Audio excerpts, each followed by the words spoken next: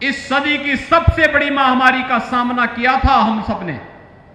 और इन वर्षों में आपने देखा होगा 5 वर्ष के दौरान 2 वर्ष हम लोगों ने कोरोना महामारी का सामना करते हुए व्यतीत किए। कोरोना महामारी के दौरान आपने इस बात को देखा होगा, फ्री में टेस्ट, फ्री में उपचार, फ्री में वैक्सीन। मिला कि नहीं मिला वैक्सीन? कितने लोगों ने वैक्सीन लगाया है? वाह, अभिनंदन आप सबका। वैक्सीन का किसी से पैसा तो नहीं मांगा गया ना? मांगा गया? अगर ये सपाई सरकार में होते तो ये वैक्सीन भी नहीं लगाते और ये सब ब्लैक कर देते। लेकिन एक एक व्यक्ति को फ्री में वैक्सीन, ये प्रधानमंत्री मोदी जी का विजन है। और भाइयों बहनों, मुझे एक बात बताओ, कोरोना कालखंड में और अभी भी राशन महीने में 2 बार मिल रहा है कि नहीं मिल रहा है? मिल रहा है ना? इसका कोई पैसा तो नहीं मांग रहा है ना? क्या ये समाजवादी पार्टी की सरकार के समय में भी मिलता था क्या? देखिए, ये सब गरीबों का भी हड़पते थे, उनकी जमीनों पर भी कब्जा करते थे और सरकारी पैसे को भी हड़प करके स्वयं का विकास कराते थे। विकास की बात वे भी करेंगे, विकास की बात हम भी कर रहे हैं, लेकिन उनके लिए अपना परिवार का विकास ही सबका विकास मान लिया गया। और हमने कहा सबका साथ और सबका विकास। हमारा विकास तो सबका विकास है, हमारा अपना कोई परिवार नहीं। प्रदेश की 25 करोड़ की जनता ही हमारा परिवार है और उनके हितों के लिए कार्य करना ही हमारा धर्म है। और इसी धर्म का निर्वहन करने के लिए हम लोग दिन रात एकजुट होकर के काम करते हैं। लेकिन कुछ लोगों को विकास अच्छा नहीं लगता। जो गरीबों का शोषण कर रहे थे, दलितों की जमीनों पर कब्जा कर रहे थे, निर्दोष लोगों को उजाड़ रहे थे, जब उन पर कानूनन कार्रवाई हुई, उनकी अवैध और अनैतिक गतिविधियों पर अंकुश लगा करके कार्रवाई प्रारंभ हुई। अब फर्जी दस्तावेज आप जमा करोगे तो कार्रवाई तो होनी है, होनी कि नहीं होनी है? लेकिन हम लोगों ने तो कोरोना कालखंड में भेदभाव किसी को नहीं दिया। जो जेल के बाहर थे उनको भी फ्री में उपचार, जो जेल में थे उनको भी फ्री में उपचार कराया कि नहीं कराया? कोई भेदभाव तो नहीं किया ना? लेकिन कहते हैं साहब, उस समय कहते थे नहीं जेल में रहकर के उपचार करेंगे, अब कहते हैं जेल तो बड़ा नरक था। अब उनको जेल नरक लगने लग गया। उस समय कहते थे कि जेल ही हमारे लिए जन्नत है। मैं जानता था कि लोग रंग इतनी जल्दी बदल देते हैं कि गिरगिट भी शर्मा जाए उन लोगों के सामने। तो एकदम इतनी जल्दी रंग बदलने में माहिर होते हैं। लेकिन भाइयों बहनों, आप सब जिस मजबूती के साथ भारतीय जनता पार्टी की डबल इंजन की सरकार बनाने के लिए आपने अभी विधानसभा चुनाव में अपना मतदान किया है, मैं आप सबसे अपील करने के लिए आया हूं। आशीर्वाद आप लोगों का और सुरक्षा और विकास ये Bharatiya Janata party double engine की सरकार की गारंटी का है। हमारे समय में भेदभाव किसी का नहीं होता। उत्तर प्रदेश का कोई भी नौजवान जब नौकरी पे लगता है तो उत्तर प्रदेश का नौजवान वो होता है। हमारे लिए किसी व्यक्ति, किसी जाति, किसी मत, किसी मजहब, किसी क्षेत्र, किसी भाषा, किसी परिवार का मायने नहीं रखता। हमारे लिए लगता है उत्तर प्रदेश का नौजवान है, उत्तर प्रदेश का विकास करेगा। उत्तर प्रदेश के लिए इसकी प्रतिभा और इसके जज्बे के साथ, अपने जज्बे के साथ जब कार्य करेगा, उत्तर प्रदेश का विकास करेगा। और यही कारण है 5 वर्ष में 5 लाख नौजवानों को हमने सरकारी नौकरी दी। 1,61,00,000 नौजवानों को हम लोगों ने निजी क्षेत्र में निवेश करवा करके रोजगार और नौकरी के साथ जोड़ा।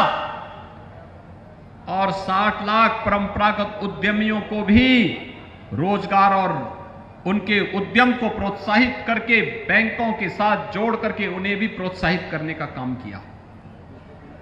इतने बड़े पैमाने पर रोजगार और नौकरी उत्तर प्रदेश में कभी नहीं आई और हम आभारी हैं प्रधानमंत्री मोदी जी के। देश के नौजवानों को अगले 1.5 साल के अंदर 10 लाख नौजवानों को अग्निवीर बना करके देश की सेना, पैरामिलिट्री और पुलिस बल में सेवा का बेहतरीन अवसर उनके द्वारा देने की जो कार्रवाई प्रारंभ हुई है, इसका हाथों हाथ स्वागत किया जाना चाहिए।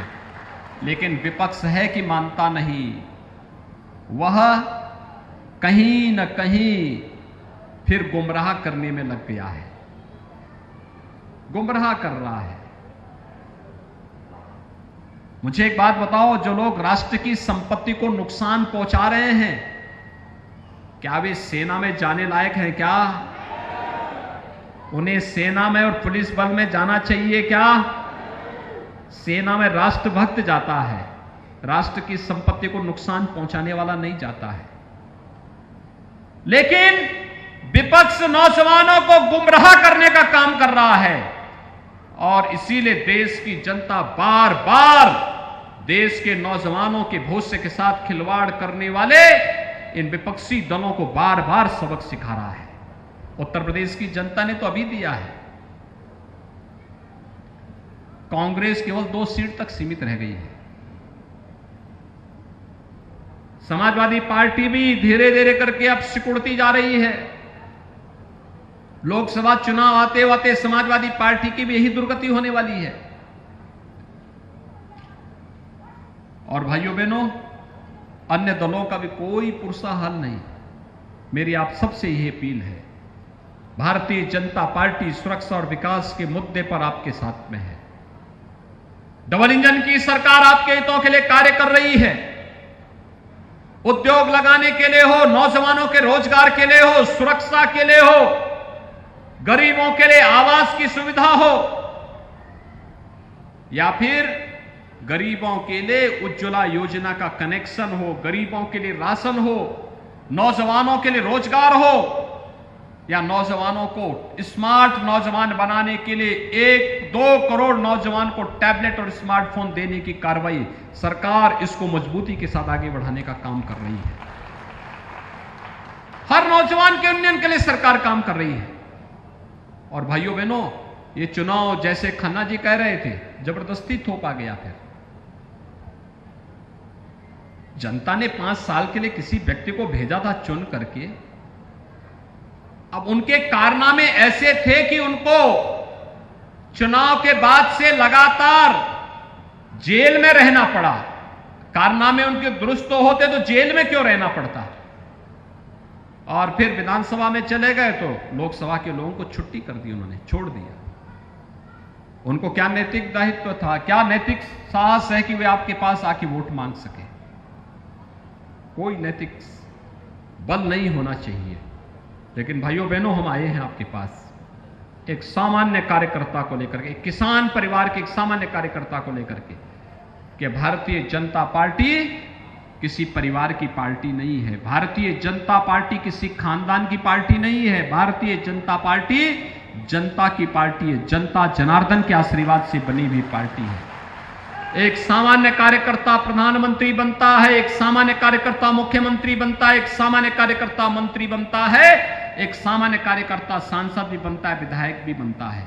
और इसलिए एक सामान्य कार्यकर्ता को आज प्रत्याशी के रूप में हम सब आपके पास लेकर के आए हैं। श्री घनश्याम सिंह लोधी भारतीय जनता पार्टी के प्रत्याशी के रूप में रामपुर लोकसभा सीट पर भारतीय जनता पार्टी ने आपके बीच आपको दिया है।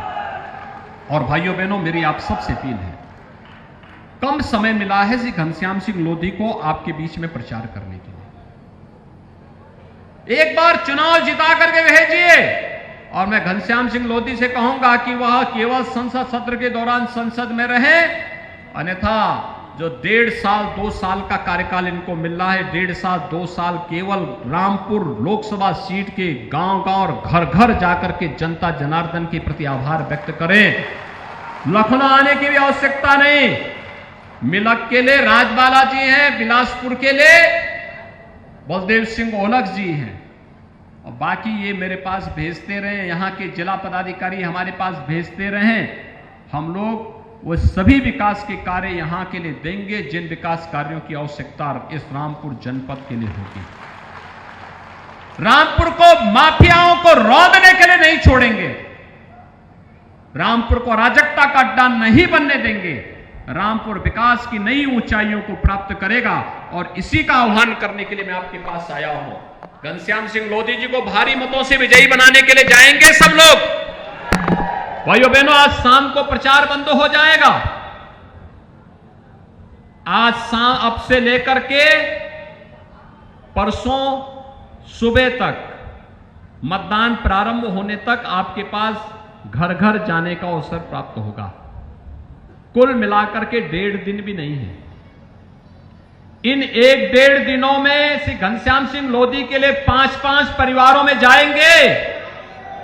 5-5 परिवारों का दायित्व अपने साथ ले लीजिए कि 5 परिवार का दायित्व मैं लूंगा और उन 5 परिवारों के पास कमल के फूल को लेकर के भी जाऊंगा और समय पे मतदान करने की अपील के लिए भी जाऊंगा। सभी तैयार हैं? दोनों हाथ उठा करके मेरे साथ बोलेंगे, दोनों हाथ उठा करके।